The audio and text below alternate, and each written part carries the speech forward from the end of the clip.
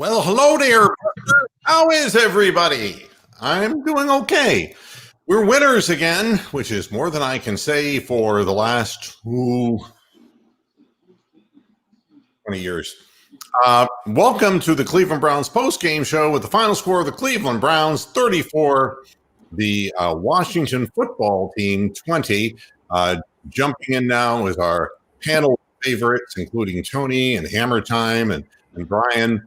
And you, if you want to be part of this, I'm going to fire this link into the chat room again and paste that in there, and everybody will go home happy. And hello to Big Lurker UK. And yes, you came close to the final score. Good. And your people, they're not mine, DG, they're yours. That's the important thing to remember. And even Rox, one of her dolls anyway, is cheering on the Browns, one that dresses conspicuously like a cheerleader.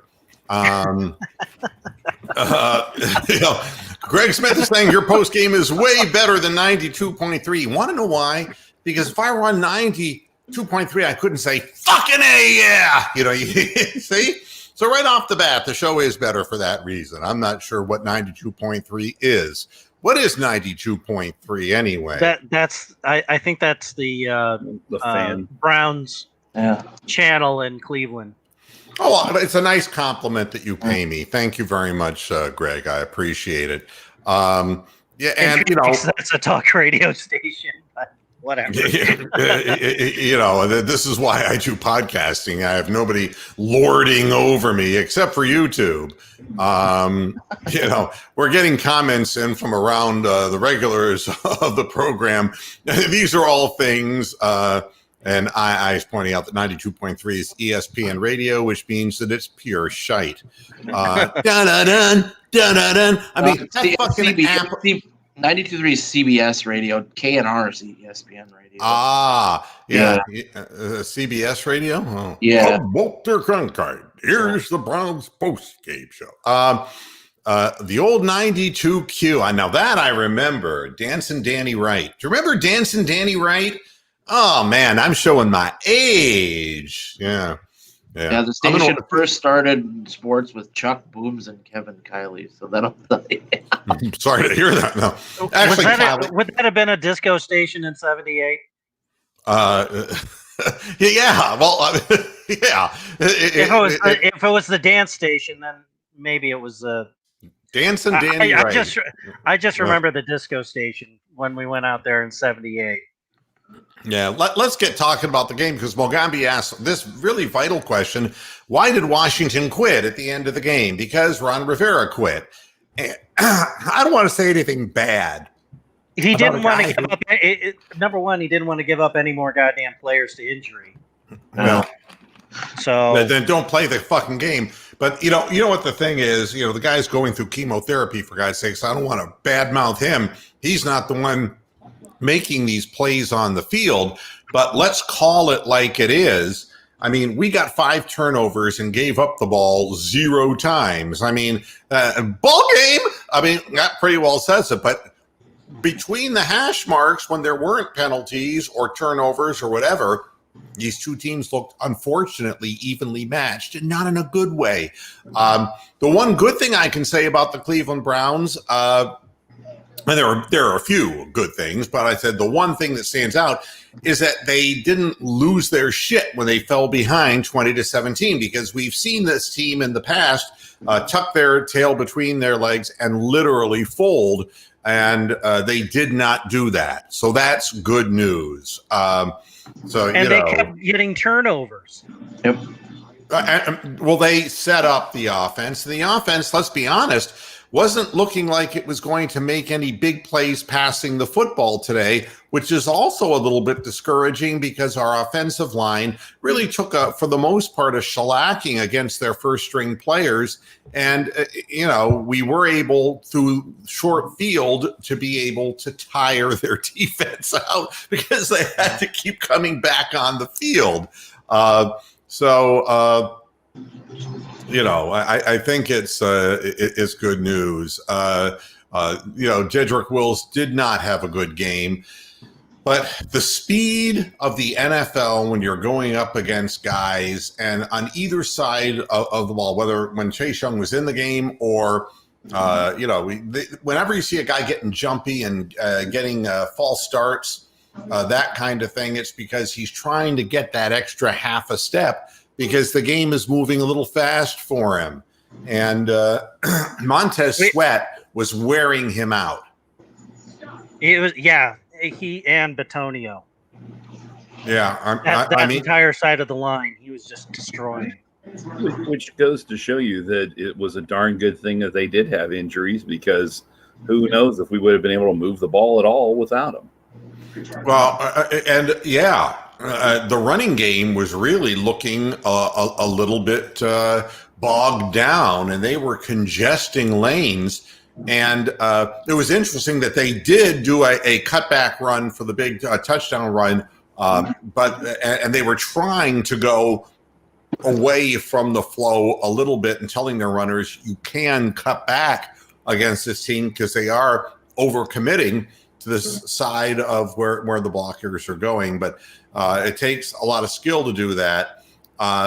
Actually, this game could have easily have been 38-20. All Baker Mayfield had to do was throw that pass to Kareem Hunt somewhere in the general zip code, and he walks into the end zone. Unfortunately, the ball was, with the guy coming down on Baker and Baker throwing off his back foot. The ball looked more like a dirigible than a pass. And how in the hell Kareem Hunt caught that ball, I will never know. He had to twist and contort his body, catch it with one hand. Remarkable catch that, kept us and the clock moving, which is what we wanted. And Ron Rivera stood there and refused to use any of his timeouts, saying "Uncle" on the sidelines. It's if I were a Washington fan, I would be saying, look, if we had a goddamn quarterback who didn't turn the ball over this much, we probably would be in some of these games or maybe winning some of these games. You can't afford at this level to make the kind of sophomoric mistakes that Haskins made, staring receivers down in zone coverage. But the thing that was remarkable, it wasn't like anybody made a great break on the ball on the 3 picks. The ball, last one. Go ahead. I thought the second one, I thought they made a heck of a break because he was just staring him down, and Spielman had a great commentary on it, especially coming from a linebacker's perspective. Malcolm Lewis watching, I thought that was a good one. But you do realize that Haskins hasn't thrown a pick all year until today. That was Smith from Dallas, the guy they picked up from Dallas. Yeah, but I thought really early on, when they were throwing the ball to McLaurin and they were running the ball on the jet sweep and stuff, man, we look slow. Well, and our defense, because they were running the hurry up, they came out in the second half ready to play ball, and we just looked like we were kind of in mud, and we got tired.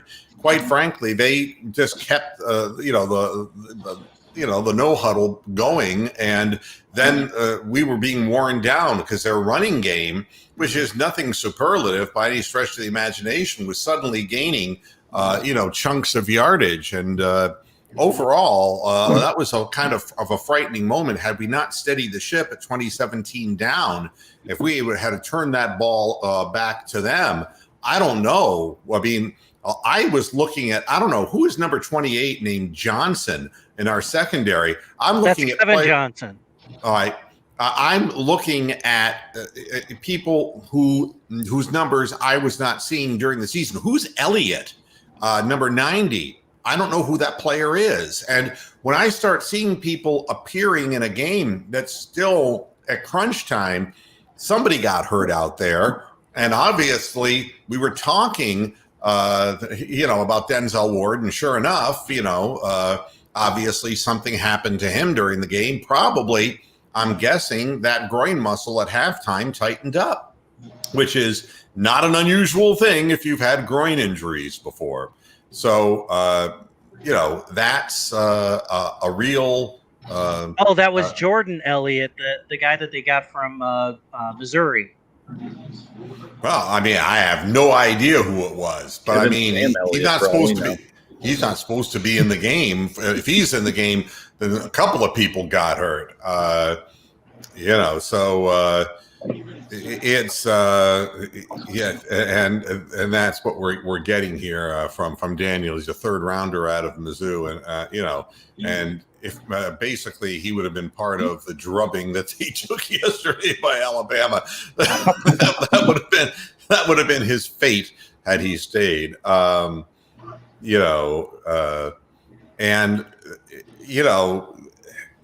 The DC Comics. Now that's a good nickname for them. Yeah. That's like when Pittsburgh starts sucking again, they'll be the Keystone Cops. You see. Yeah. Or if they wear their Killer Bee uniforms, they can be the inmates running amok. Yeah, Jovan is saying, "Come on, he's our third round pick. Come on, man, you're supposed to know that." And it's like, your third round pick. I mean, I'm not used to our first round. Thomas was a third round pick. Come on, man.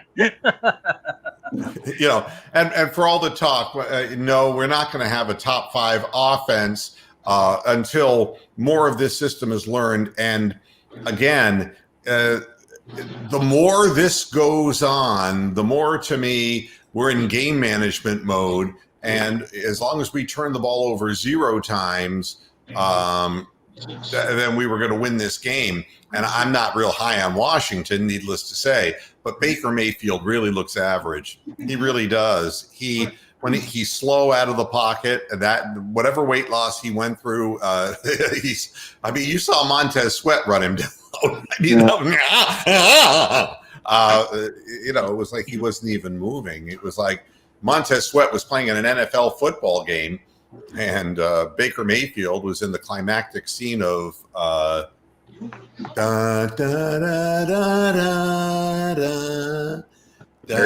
Chariots of Fire. Right, Chariots of Fire. That's what Baker looked like, trying to get out of the pocket from Montez Sweat. It's like, wow. And of course, Pittsburgh won because that's what they always do with Ben Roethlisberger and always will. You don't understand. God wants it that way. I mean, and Buffalo came back against the Rams. How about that? Yeah, they had the straight up after almost pissing it away. They had the Big 12 matchup there. That was let's see who can score last.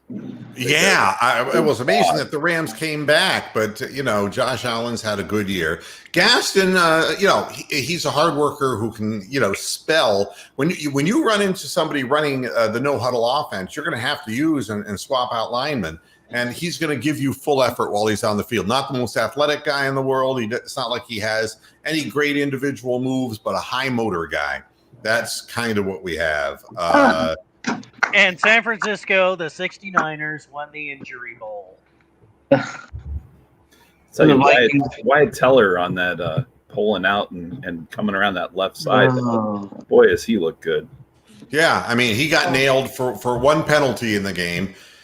I looked at it, I said, God, you could have called that hold on any number of plays. The guy was kind of going down, and one of his hands was kind of clutching, and the other one was, but be that as it may, the Trubisky era is over. Sorry, Mentor, Ohio. Trubisky has not pleased anybody at all. Yes. Yeah. Well, they can put all the Vikings just choked again. Yes. What happened? We were up 24-10, and we just lost 31-30. Yeah. To who? Harry Browns. The fucking Tennessee. Wow. Derrick Henry ran all over him in the second half. It looks like. Well, you know what? Which is great news for me. Turn out the lights. The party's over. Yeah, I mean, I'm gonna start playing yakety sax for fucking 6 hours as soon as I got. God, what a fast turnaround indeed. And you put 30 on the board and you still can't win. Oh, to do da day. My goodness, that's not good.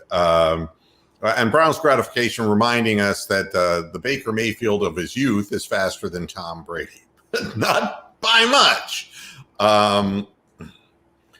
But even at 40, whatever the hell he is, 49, 60, whatever the hell Brady is now, if you had a choice to take Tom Brady over Baker Mayfield to manage your offense, I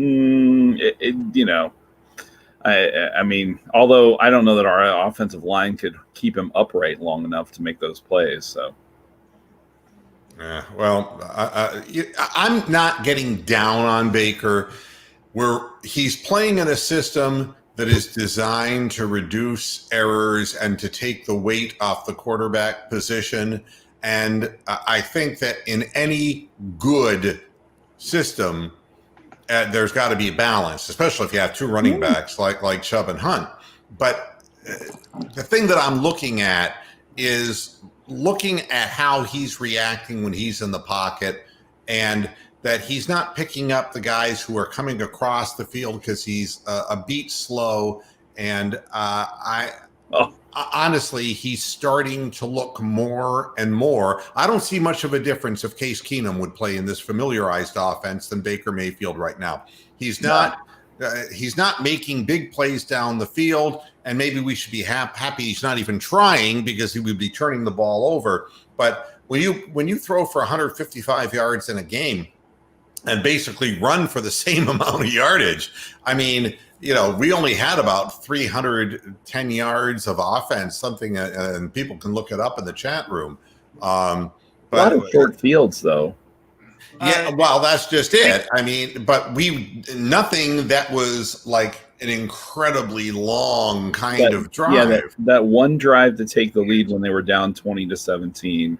That's the one where you earn your money. That's that NFL drive. You know what I mean? It's just like when they make that drive, go down there methodically and bring the ball down the field. That was a huge play. Speaking of Nick Chubb, CBS Sports just tweeted out, Nick Chubb is the first Browns player with 100-plus rushing yards and 2+ rushing TDs in consecutive games since 1967. Since 67. And that would have been what, Leroy Kelly? Yeah, probably. That's post Jim Brown. Yeah, it would have been Leroy Kelly. Well, it sure as hell wasn't Peyton Hillis, okay? I had to throw his name out there because it just seemed like the time. And again, a lot of people, Baker's going to have all the time in the world to prove what he's capable of doing.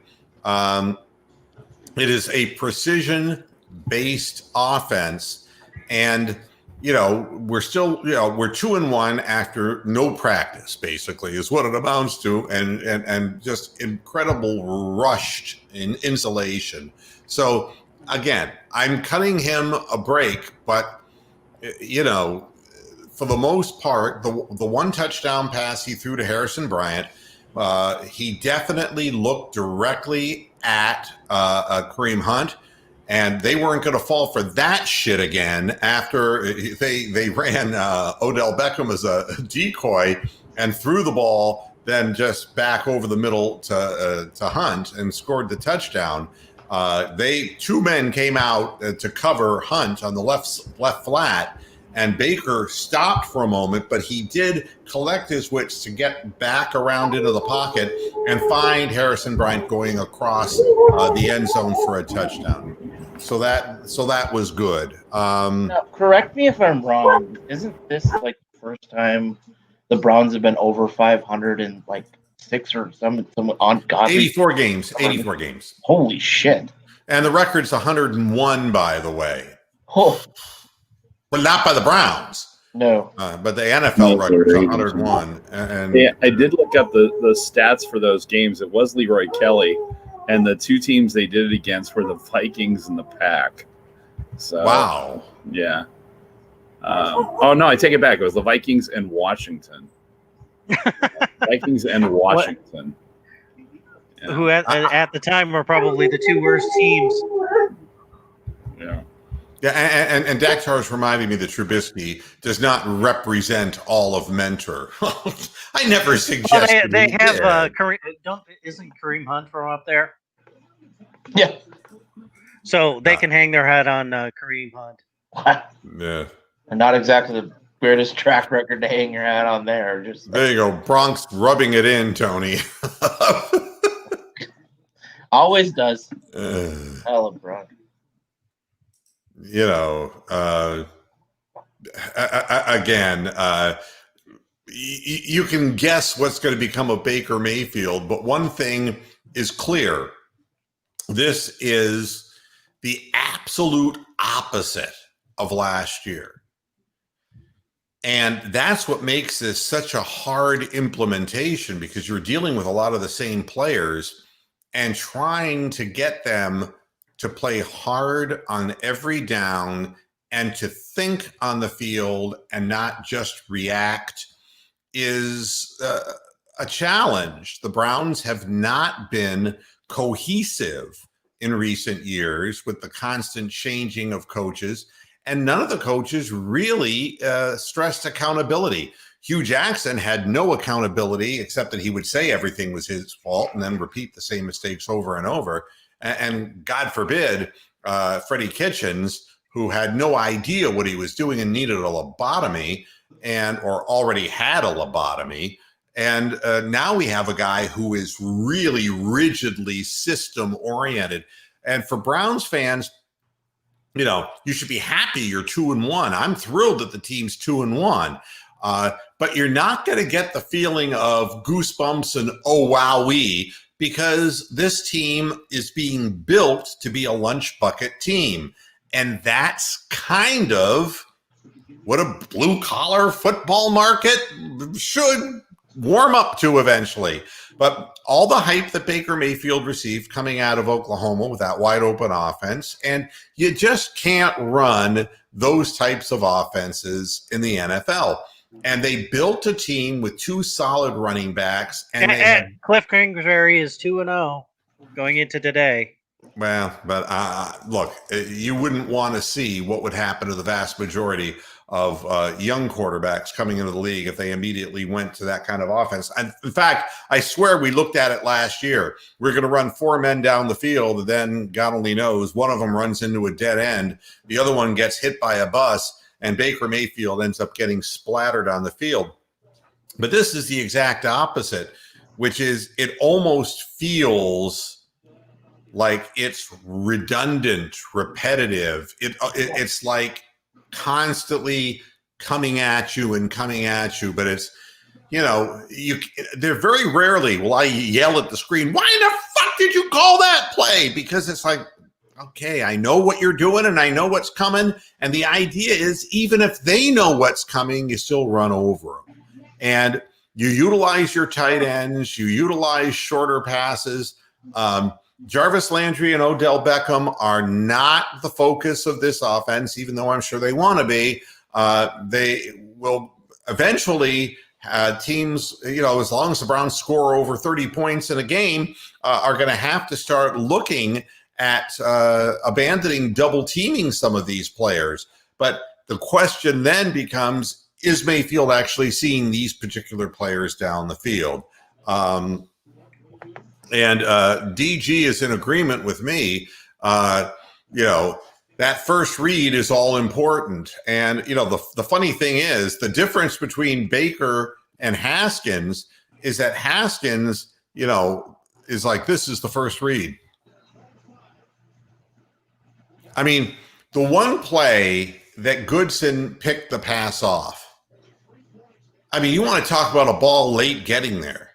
Goodness gracious. And if you watched his eyes and the slow-mo that you know, they provided on the telecast, you know, Haskins was looking, and then you see him kind of shift over and then throw back to the guy. It's like, well, don't you understand, son? It's too late by now. You can't throw it that late. And hell, I could have stepped in front of that pass. And it could have been 6 turnovers had Denzel Ward held on to the interception and not gotten that batted out of his hands. And for Mayfield, it would have been a pick perhaps if Odell Beckham hadn't slapped a ball down out of a defender's hands on an ill-advised, inaccurate throw downfield. other than that, what do you think it is, Mr. Moohead? What do I think what is? I'm sorry. I'm trying to read the chat room as fast as I can. Jane, stop this crazy thing. Yeah. That's a Jetsons reference if you're too young to know. The Falcons just choked again. God, are you kidding? Yep. Nick Foles drove down for the game leading score. There's a minute 15 left. They have the ball on the Chicago 44-yard line. That is unbelievable. Ryan throws an interception. Who did? Matt Ryan threw an interception. Game over. Oh, wow. And he doesn't usually throw picks, does he? Nope. Here we go. Now the Eagles and Bengals are in overtime. And, I picked the Eagles to win this game on Friday's show. And they have been every bit as competitive as I thought they'd be. With last I saw, which was with plenty of time left in the game, Burrow was 21 of 28, which is incredibly high percentage. Look at 75% for 198 yards. I don't know what it is now, but they are in overtime. And again, the Bengals have been in every game they've played this year, which is a testament to the job being done over there. It's not easy. I can just hear Steven now. Our road to the Super Bowl is over. Yeah. Oh man, that video will never be erased from my mind. Here's and it is in a way now, isn't it? I guess all things considered, we're running a very sound system, and I think Stefanski's a real smart guy. I really do. And I think that he's done a very fine job in instilling some degree of discipline and a sense of purpose and not abandoning the game plan, even when the team went down 20-17.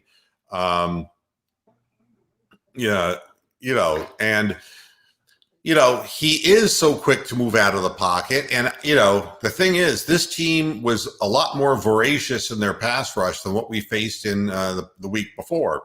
And they do have one of the best pass rushes out there. And I'll tell you, Montez Sweat looked really quick and fast out there, and not just against the pass, against the run. He was getting into the backfield. So lots of credit to Montez Sweat, who played a really good game. Without Chase Young in there, somebody had to stand up, and I guess he did.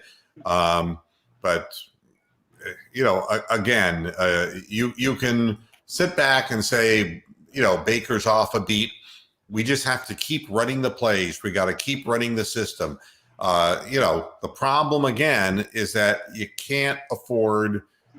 Teams see a hurry-up offense run by Dwayne Haskins work against the Browns. You're going to see it more this year, and keep our defense on the field and exhausting them. And we need to get guys off the field, because our offense should be built that way to eat up time and give our defense a rest with longer drives. It didn't happen today, and boy, we did get tired out there. And I don't think anyone's going to argue with you. I would have said the same thing last year, actually. So, he's good. And again, if Kitchens were coaching this, at 2017, he would have gone, ape shit. And he would have literally just, panicked. The team did do what they were supposed to do.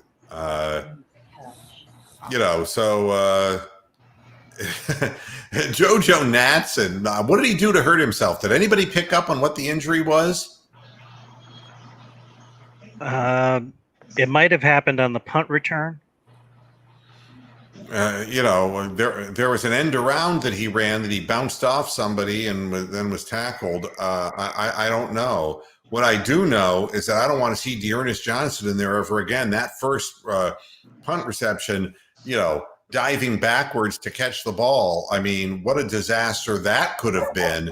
And you can't have him back there because he was horrible last year too. And it's kind of like watching Delino DeShields Jr. chase down a fly ball, like catching butterflies or something. With the Fournette thing from She Blinded Me with Science. Yeah, and that's right, Grunge. We would have lost this game because, again, you're up 17-7 and just that quick, man. It's 2017 and the onus is on you to move the ball after you basically for your first 2 possessions in the second half had negative yardage, negative 12 yards on your first 2 possessions. And that is the difference, Kitchens just needed everything to be better, and Stefanski demands it. And you won't play if you don't do it right. And the team at least, this is going to be more resemblant of Marty Schottenheimer offensive football than it will be of Sam Rutigliano, okay? And, you're not going to have a freewheeling Brian Sipe. It is going to be like that. It's actually going to be very similar to what we saw with Bernie Kosar with the dual 1,000-yard rushers when Lindy Infante was the offensive coordinator. A lot of slants, a lot of precision passes. Kosar was extremely accurate, but he had a really good offensive line and understood the system a year into the league.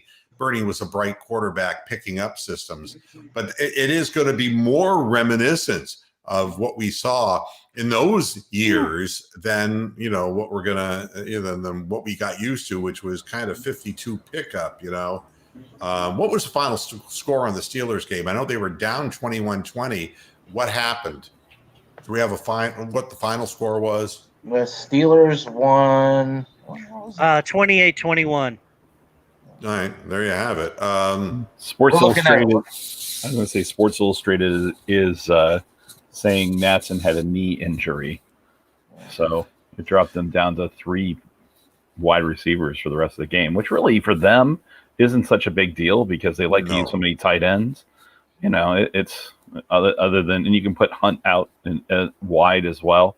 So. Well, I don't know about this constantly looping him and somebody, a wide receiver in the backfield, to make him think about a reverse that you never run. I mean, I don't quite get that. And Jojo Natson, I mean, he's in there as a decoy because he has speed, but I don't really know that anybody that he knows how to run a pattern at an NFL level anyway. We're on the precipice of a tie in Philadelphia here. Yeah. Well, but somebody, I was going to say somebody has to win, but not necessarily. Yeah. Eagles have a 3rd and 19 at their own 40-yard line.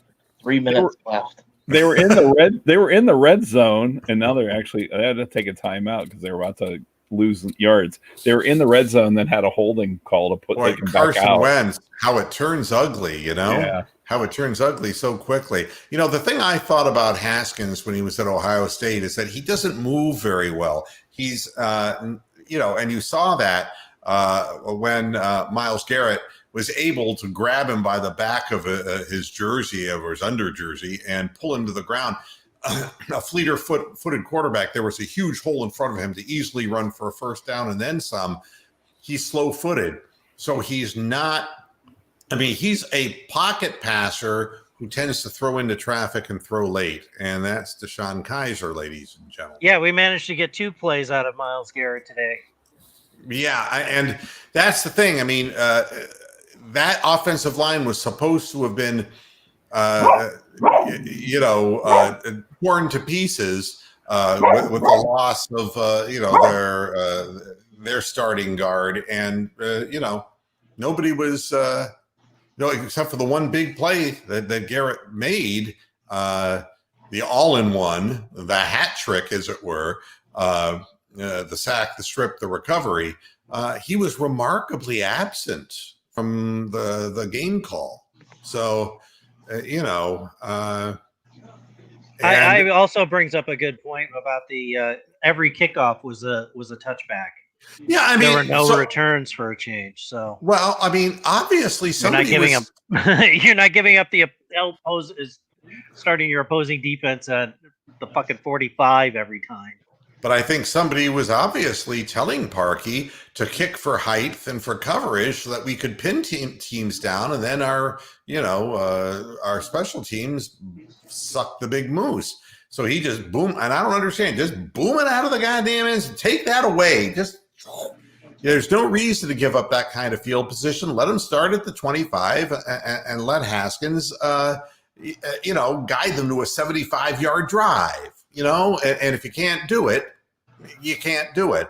The shotgun spread offense, it doesn't look like that is a big part of what Stefanski does, and it takes away the one thing that we know we have, which is the running game. So obviously, I don't think that it's I think you notice it because he's under center so much more now, but it certainly isn't working. I will agree with you that way. Is this a first? And somebody earlier in the chat room said it was, how many games has it been that since Baker didn't throw an interception, and this is what we heard, well, he's Brett Favre, he's Brett Favre, he's a gambler and he's going to make those mistakes, but, not in this system. You can't afford to, so only 3 minutes left in OT for the Bengals, Actually, we're down to 2 minutes and 10 seconds and counting. So Cincinnati's going to actually move up in the world by tying. Isn't that interesting? And the coach could say, hey, it's incremental improvement here. Yeah, 2 minute warning. The ball. Who has the ball? 2 minute warning. They have they have the ball, 2 timeouts left. They're trying to drive it. They're way on their side of the field, isn't it? Somewhere around the 30. Yeah, it's inside their 30. They Eagles, like I said, had that, in the red zone, then went backwards, punted to the Bengals. The Bengals got it at the 5, and they're trying to drive out from there.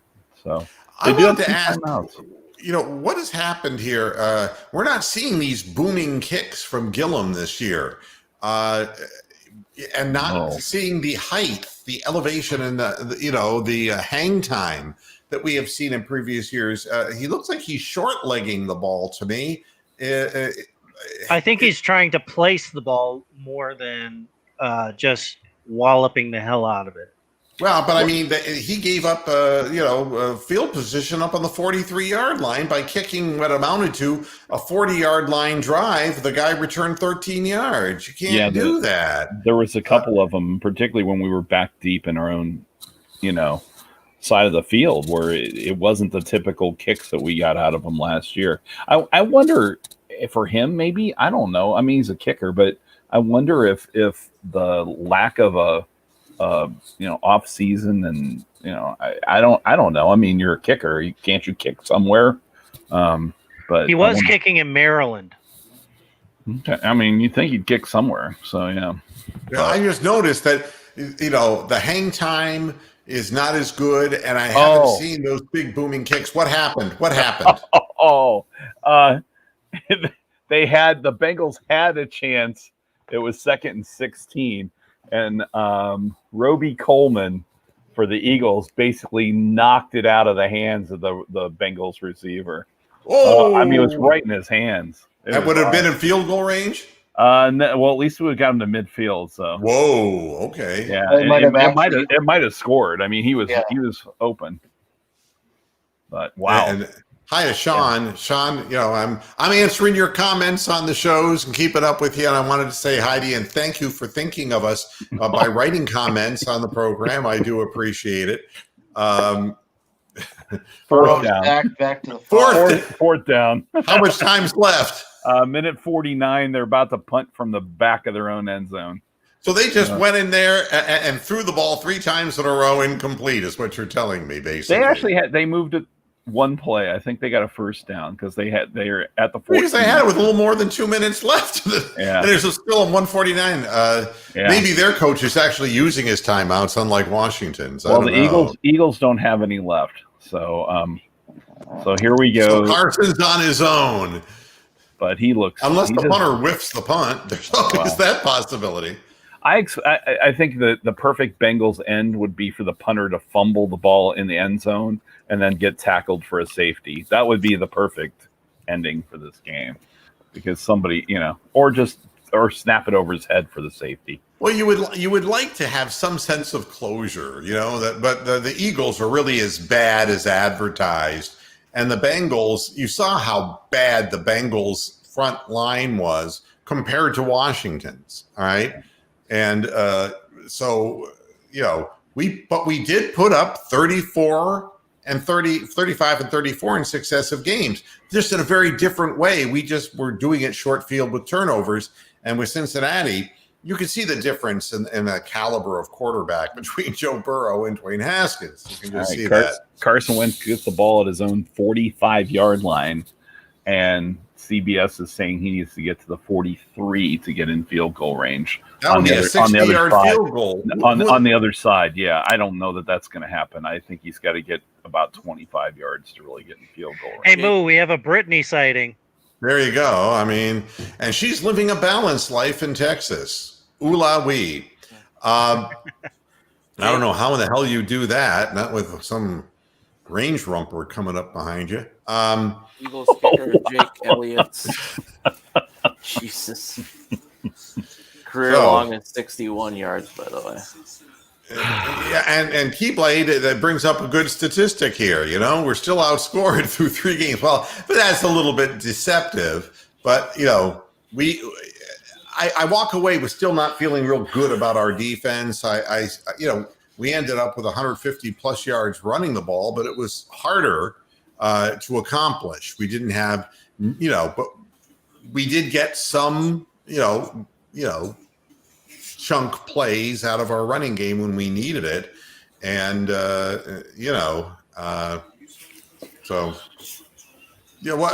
are your comments? Are you with us, Tony? Can you hear me? Yeah.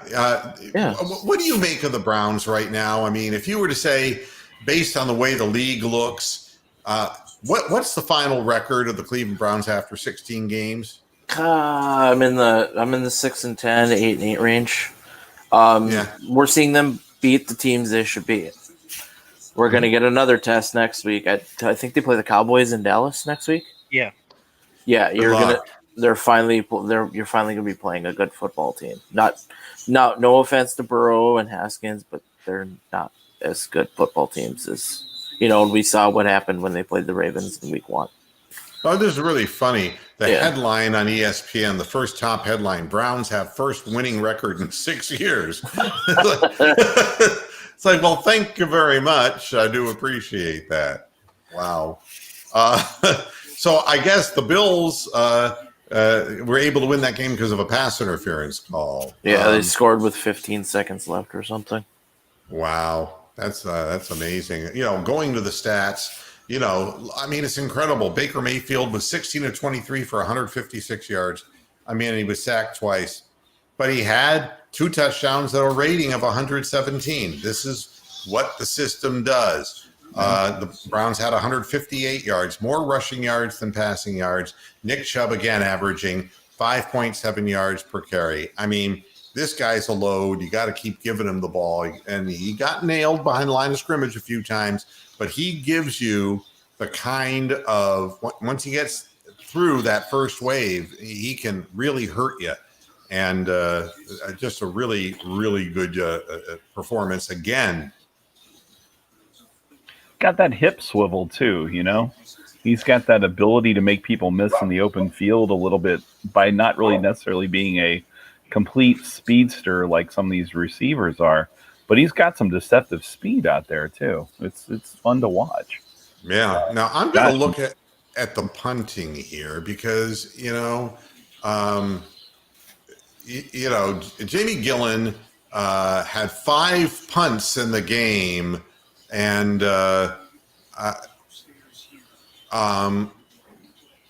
I'm getting all kinds of sound here on this site. I wish that wouldn't happen, but he averaged 45 yards a punt, so I guess maybe it wasn't that bad. And he had a long of 57, but boy, I didn't see it that way, But I guess we all see it differently. I'm also looking at the game cast now, Cincinnati. Just because what the hell, you got to see it through, right? They're trying to decide right now whether or not they got the first down on this play. This is what they're reviewing. All right. I think he's going to be a hair short if they place it properly. But so they've gained about 9 yards, and it's 4th down. Is that what you're telling me? I think it's 3rd. It's kind of coming up on 3rd down. Well, this is as good as a timeout for them then with the measurement like this. It's at the ball is at the Cincinnati 46-yard line. Boy, who is the place kicker for the Eagles that they think that they've shown him? It's number 4. Jake Elliott. He can kick a ball 60 yards. Yeah, 61 yards is his career long. Well, wow. I mean, so that's how they're basing that. So I guess so it's 3rd and short. So.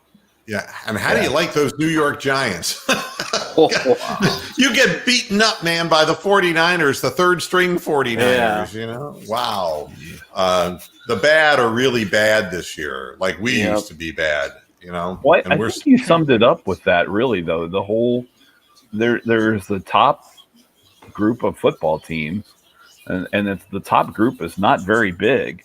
And then there's a whole bunch of just in between, not so great, whatever, and then there's a bunch of bad ones. But there's just like a whole bunch of teams that from week to week could win, could lose, whatever. But, I don't think they're in contention. They may be. The team we keep forgetting about is Seattle because they're out there on the West Coast, and the folks here, further east, we don't see them as much other than the night games or the late games or whatever. But my goodness, are they good? Yeah. I mean, the good are really good, the bad are horrifically bad. And then everybody is, and then you have teams like the Titans who are somehow squeezing out wins, but they can't really be anywhere near as good as teams like the Ravens, Even Pittsburgh's having trouble pulling out wins. They're not really, but they would be one of the better middle teams, the Steelers. Oh, I'd say they're in the top, definitely in the top half, probably in the top 3rd. Yeah. So Bronk is asking for the Peter Allis play of the game. At this point, Peter Allis would probably be saying something like this. Oh, Ron Rivera, oh, what good is it going home to the Beltway with all the timeouts in your pocket? Oh, nothing quite like telling your team they have no chance of winning. Oh, if I were a Washington football team fan right about now, I would try to drown myself in the Potomac. That would be something like that because the play of the game, who knows? Oh dear, it seems Mr. Rivera defecated in his hotel room. Yeah, well, I mean, I don't understand that. I mean, even Spielman was like, what is he doing? I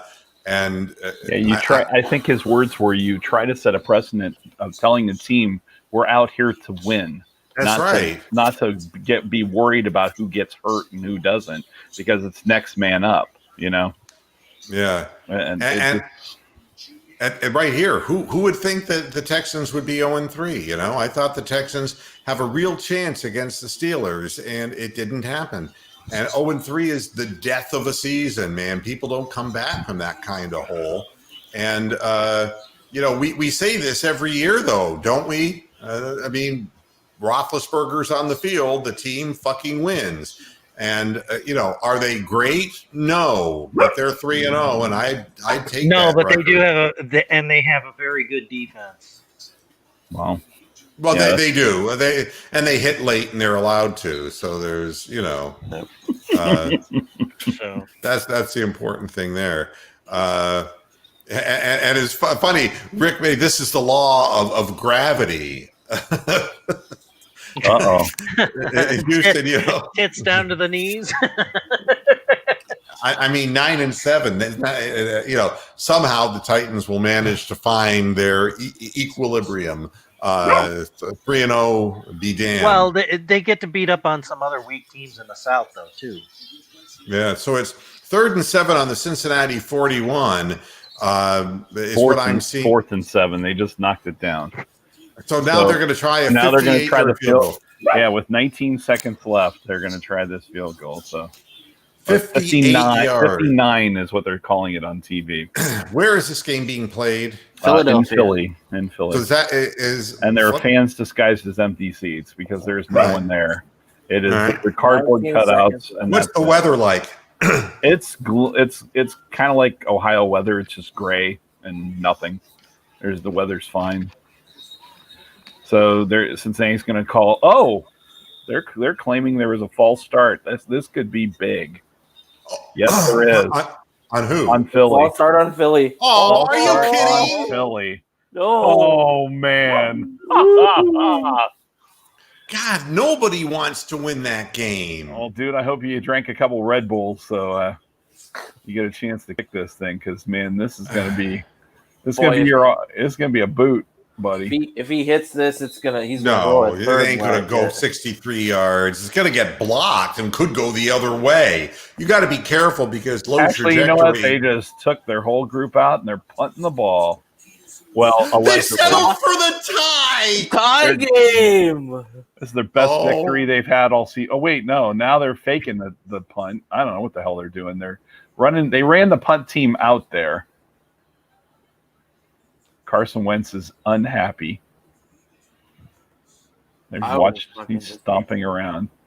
And there's another flag. Now what? Probably an improper substitution. Delay a game. Delay a game. What the hell? Who is the coach in Philadelphia? Doug Peterson? Not for long. Not for long. Unbelievable. Oh.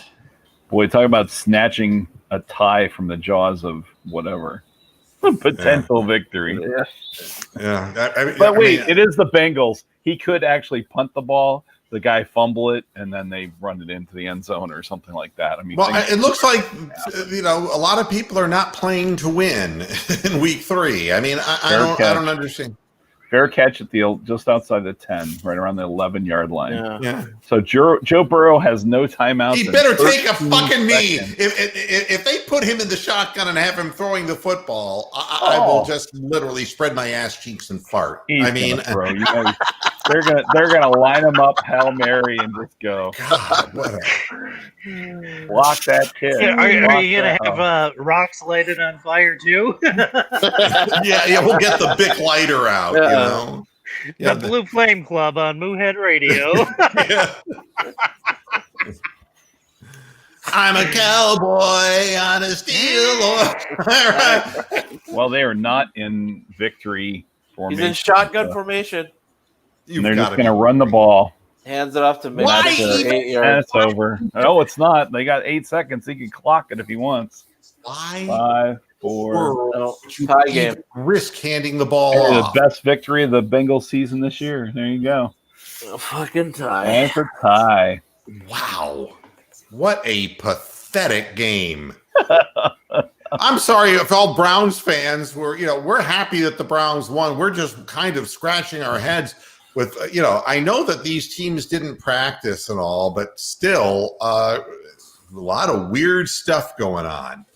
We do recall a couple years ago that tie was our best game ever. So, it wasn't that long ago when we were very thrilled about a tie. Yeah, I remember when Belichick won a game 3-0? And people were going, yeah, that's the kind of football team, and it proves that Belichick's the guy. It's like, yeah, you're going to win 3-0 a lot. There was like a blizzard. I think it was Buffalo. Or 6-3. It was like a horrible, horrible game. Well, and they're yeah, that's Browns football. I remember the Washington Sphincters won a game 9-6, and the fans were booing. So, at any rate, I'm happy that the Browns won.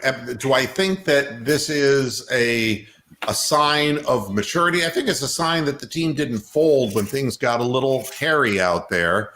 I think that we were gifted the win by a quarterback who is prone to making an enormous number of errors, who won't be the quarterback very long for Philadelphia. Listen to me.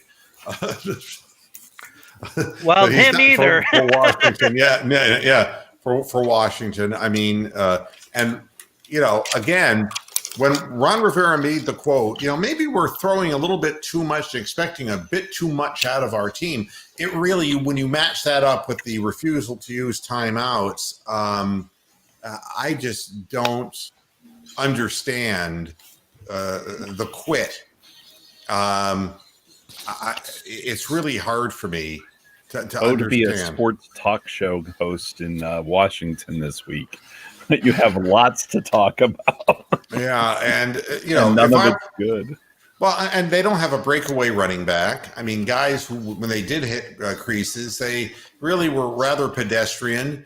McLaurin and Haskins are clearly not on the same page. The one play that that was a big play to him was a clear pick. I was amazed they didn't call it, but that was an obvious pick where the guy actually, instead of rubbing against somebody, actually put his arms out, and that's usually a flag, and that didn't happen. Yet they called the offensive interference later in the game, which I thought was really bizarre on what was a swim move, basically, that seemed peculiar. Yeah, I could hear Michael Irvin all the way from here.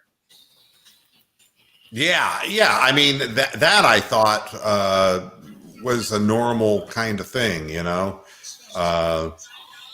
So, if I were to look at this thing from the overall, I'd say we had more discipline than they.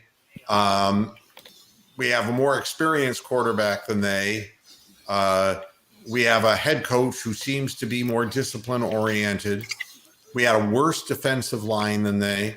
We had much better running backs than they. And even with what I would call bad personnel at the linebacker and the safety positions, they allowed turnovers.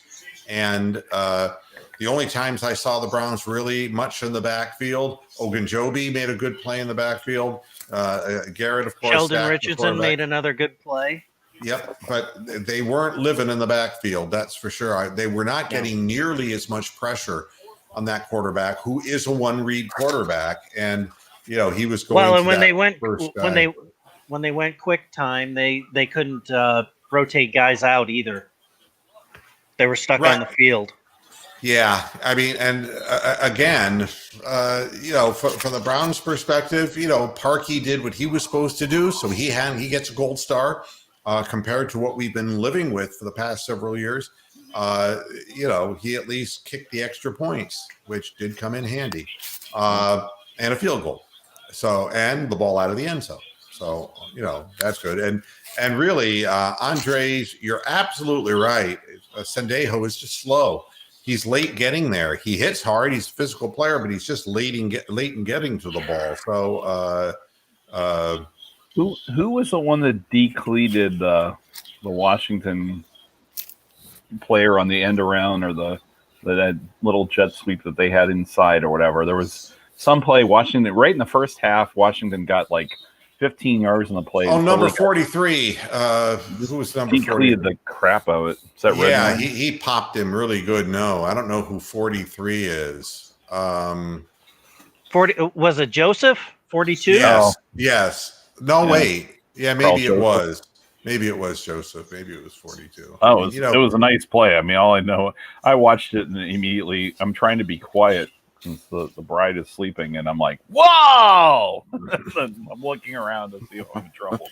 So at any rate, we got a whole show tomorrow on Moohead Radio to talk about more about this game. And I'm not, this is not about getting excited. This is more about seeing a system being implemented after an absolutely headless horseman running the show last year.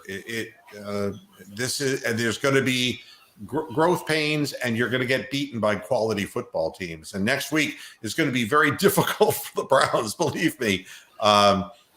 But you're going to play better teams, you're going to play worse teams, and you got to beat the teams you're capable of beating. And there's no excuses for falling apart in the NFL. So On the overall, I'm pleased with the win. I'm pleased with the point total, knowing full well that came because of turnovers. No, I don't expect this defense to continue getting that many turnovers for the offense. And I'm hoping that our offense has a few big plays in it during the course of the season if we can get our pass blocking, where it needs to be. And I think Jedrick Wills got schooled a little bit today about the speed of the NFL. And I think that's also part of maturity and growth. And, and the other thing I would say is that Dwayne Haskins is getting down on himself, and it's getting close that you have to sit him down if you're Washington, because he is hurting the team. And it's not like Washington has 10 different ways of winning. They only have one way of winning, and that's holding you down defensively and trying to score when they went up 7-0, trying to milk a 2017 lead with your defense. This is like old Ron Rivera when he started out with the Panthers. This is the way he coached, and try to sneak off the field and win some close ones. So they can't afford the mistakes any more than the lousy Browns could afford Deshaun Kaiser and the constant mistakes. They're not good enough to 3-and-out teams, on a short field. So Moo, you asked about number 10. His name is Antonio Gandy Golden. Yeah, Gandy Golden dropped a pass, and but he was the one that scampered 22 yards on that end around. Yes, I mean, he obviously has speed, but so does JoJo Natson. He obviously couldn't catch a ball because it was thrown pretty much right to him, and he dropped it, and the ball contacted the turf. So, we'll see what happens with the Browns come next Sunday, and we'll be back again on Moohead Radio tomorrow, 6:00 Eastern Standard Time. Don't you dare miss it. Thanks, everybody. Browns win 34-20, and here we go. We have a winning record, and let's enjoy it and see if we can somehow go into Dallas and really shock the hell out of that asshole, Jerry Jones. Until tomorrow at 6:00 on Moohead Radio. Take care, everybody. Have yourself a good rest of the weekend, and hasta la vista, Pasture Heads. Good night.